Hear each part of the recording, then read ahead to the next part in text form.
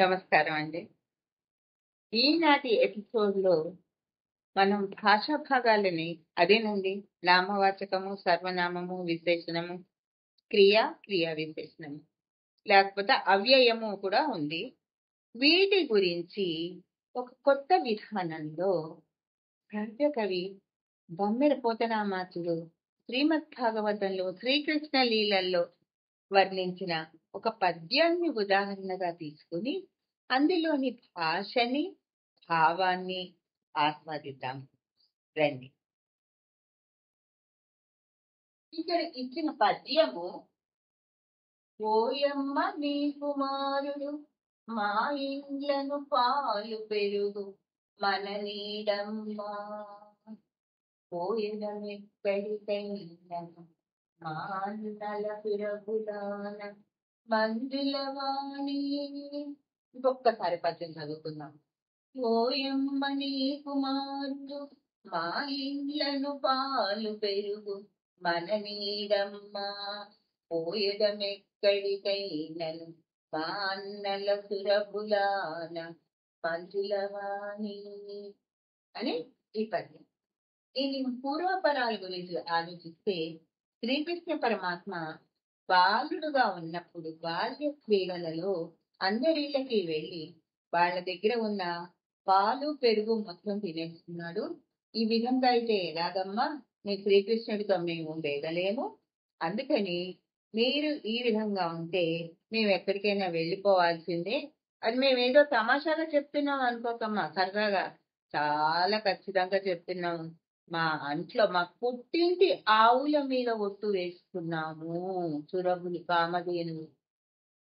మీ కృష్ణుడు గనక మా ఇంట్లో పాలు పెరుగు దోచుకోవడం నువ్వు పంపించకుండా ఉంటే తప్ప మేము ఈ ఊళ్ళో ఉండలేము, మేము ఎక్కడికైనా వెళ్ళిపోవాల్సిందే, ఎక్కడికి వెళ్తామో కూడా మాకు తెలియదు అని గోపికలందరూ వచ్చి గోపకాంతలు శ్రీకృష్ణుని మీద చాడీలు చెప్తున్నారు. ఎవరితో? యశోదమ్మతో. అయితే భావం ఇంత బాగుంది, భాష్యం బాగుంది, ఇందులో మీరు ఏం చెప్తారు? దీని నుంచి మనం ఏం నేర్చుకుంటున్నాం అంటే భావంతో పాటుగా భాషా సౌందర్యం కూడా చాలా ఉందండి.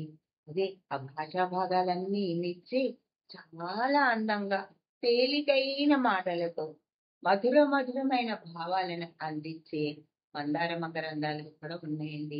అవేంటో ఒక్కసారి గమనిద్దాం. ఈ పద్యంలో మనకి మొదలవటమే ఓయమ్మ, ఓ సంబోధన. మనం విభక్తి ప్రత్యయాలు అంటాము. ఎవరినైనా పిలిచేటప్పుడు ఓ రామ, ఓ కృష్ణ, ఓ సీత అని పిలుస్తాం. సంబోధనతో స్టార్ట్ అయింది, మొదలైంది పద్యం. ఇందులో ఓ అమ్మా, ఎవరు అమ్మ అది తెలియదు మనకి. అందుకని ఓయమ్మ అనేది సర్వనామం. నీ కుమారుడు, నీ యొక్క కొడుకు. ఆ నీ ఎవరు? ఆవిడ సీతన, ఊర్మిళ, మండోదర, రాధన, యశోద ఎవరు? అది మనం ఇప్పుడు తెలుసుకుందాం. నీ అనేది కూడా సర్వనామం. ఓయమ్మ, ఓ ఎమ్మ, అమ్మ ఎమ్మగా మరి యా వస్తుంది. తర్వాత మా ఇండ్లను, అక్కడ మా అనేది కూడా సర్వనామం. పాలు పెరుగు ఇవి రెండు కూడా నామవాచకాలు. వస్తువుల యొక్క పేరుని తెలిపి దాన్ని గుర్తించడానికి సహాయపడుతున్నాయి కనుక పాలు పెరుగు అనేవి నామవాచకాలు. ఓ, నీ, మా అనే మూడు కూడా సర్వనామాలు.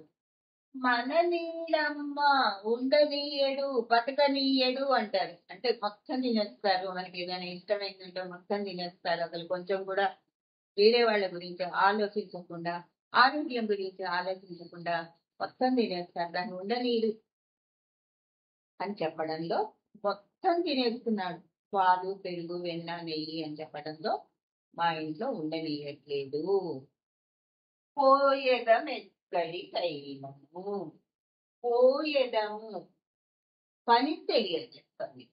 మననీయుడు ఉండనీయడు పని తెలియజేస్తుంది. అంటే ఇప్పటి వరకు మనం చదివిన వాటిల్లో సర్వనామాలు ఉన్నాయి, నామవాచకాలు ఉన్నాయి, క్రియాపదాలు కూడా ఉన్నాయి. మా అన్నల సురభులాన, సురభులు అంటే కామధేనువు, నందిని. ఎందుకంటే ఇది గోకులం కదండి, వాళ్ళు గోపబాలికలు, గోపికాంతలు కదండి. ఈడ గోపాలుడు కదండి చెప్పేది, ఆ యశోదమ్మకి చెప్తున్నారు కదండి. అందుకని వాళ్ళు ఏదైనా కూడా వాళ్ళు నమ్ముకున్న పుట్టింటి ఆవుల మీద మేము ఒట్టు వేసి చెబుతున్నాము అని చెప్తున్నారు. మా అన్నల సురభులాన మంజులవాణి. ఈ ఓయమ్మ చాలా మృదువుగా, హితముగా మాట్లాడే ఆవిడ. ఈ ఇది ఏంటి విశేషణము, ఆవిడ యొక్క ప్రత్యేకత. పోయడము మననీయడు, ఇవి రెండు కూడా క్రియాపదాలు.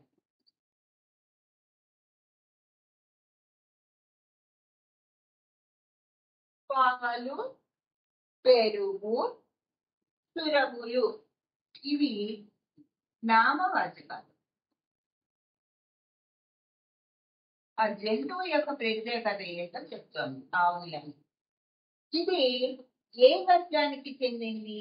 ఒక పద్యం అంటే అది భక్తితో ఉండొచ్చు, వివరణగా వర్ణనతో ఉండొచ్చు, ఒక నీతి బోధతో ఉండొచ్చు, ఒక వైరాగ్యంతో ఉండొచ్చు. ఈ పద్యము చాడీలు చెప్తున్నారు గోపికలు వచ్చి యశోదమ్మతో అని చాడీలు చెప్పే వర్గానికి, మాటకారితనానికి ఉంది ప్రత్యేకంగా. ఈ పద్యంలో ఒక సమస్య ఉంది, దానికి పరిష్కారం ఉంది. గోపకాంతలు వాళ్ళకు వచ్చిన సమస్యను చెప్తున్నారు. వాళ్ళ ఇంట్లో పాలు పెరుగు ఉండట్లేదు, బాలకృష్ణుడు వచ్చి అన్ని తాగేస్తున్నాడు, స్నేహితులకి ఇచ్చేస్తున్నాడని. దానికి పరిష్కారంగా కూడా వాళ్ళు ఒక మాట మాట్లాడుతున్నారు. అవి మేము ఎక్కడికైనా వెళ్ళిపోతాం ఈ ఊరు వదిలిపెట్టేసి. అంతేకాకుండా ఒక దృఢ నిశ్చయం కూడా ఉంది. ఏంటి ఆ దృఢ నిశ్చయము? మేమేదో ఊరికే అంటున్నాం అనుకోకమ్మా, మా పుట్టింటి ఆవుల మీద ఒట్టు వేసి చెప్తున్నాము, మా గో సంపద మీద. గోవులు అంటే మనకు తెలుసు కదండి, వేదాలు అని కూడా వస్తుంది. అవి ఎంత సత్యమో మేము చెప్తున్న మాట కూడా అంత సత్యం అని చెప్తున్నారు. ఇక్కడ మనకు ఒక చిన్న పనిని వాళ్ళు ఇచ్చారు. ఏంటంటే ఇక్కడ ఇవన్నీ సర్వనామ పదాలు అంటున్నాం కదా, ఆ సర్వనామ పదాలకు సంబంధించిన నామవాచక పదం కనుక మనకి తెలిస్తే వాటిని ఇక్కడ రాయండి. ఓయమ్మ, ఎవరిని పిలిచారు ఓయమ్మ అని? యశోదమ్మని పిలిచారు. నామవాచకం ఏంటమ్మా? యశోదమ్మ. మీ కుమారుడు, మళ్ళీ ఇది కూడా యశోద కుమారుడు. గోపాలుడు, కృష్ణుడు. మా గోపకాంతలు.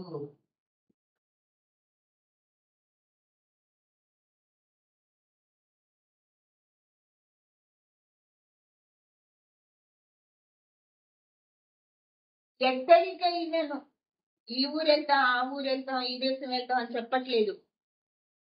కాబట్టి దీనికి మనం నామవాచకం రాయలేము, కానీ వాళ్ళ పుట్టింటికి వెళ్ళచ్చు. ఇది సర్వనామమే, కానీ దీనికి మనకి ఇచ్చిన ఈ పద్యంలో నామవాచక పదం దొరకట్లేదు. ఇంకొకటి ఏంటంటే మన సాంప్రదాయాన్ని అనుసరించి ఒట్టేసి ఒక మాట, ఒట్టేయకుండా ఒక మాట అని మన ఛత్రపతి సినిమాలో చూస్తూ ఉంటాం కదండి. ఆ విధంగానే ఆ ఒట్టు అనే పదాన్ని చాలా తేలిగ్గా, సులువుగా ఆనా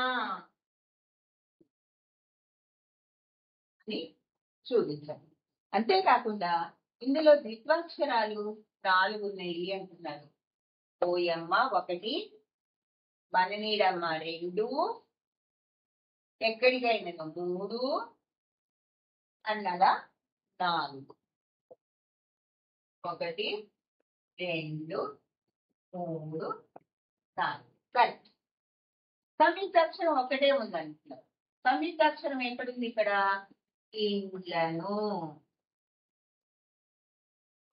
ఇదే కాకుండా ఈ అనే గుణింతపు గుర్తులు. ఈ అంటే గుడి దీర్ఘము. అంటే తలకట్టు దీర్ఘము. తలకట్టు దీర్ఘము ఎక్కడున్నాయి, గుడి దీర్ఘము ఎక్కడున్నాయి అని చెప్తున్నారు. అమ్మ, మా, ఇవి తలకట్టు. కుమారుడు దీర్ఘం. అదేవిధంగా ఇండ్లను గుడి, నీడమ్మ, మంజులవాణి.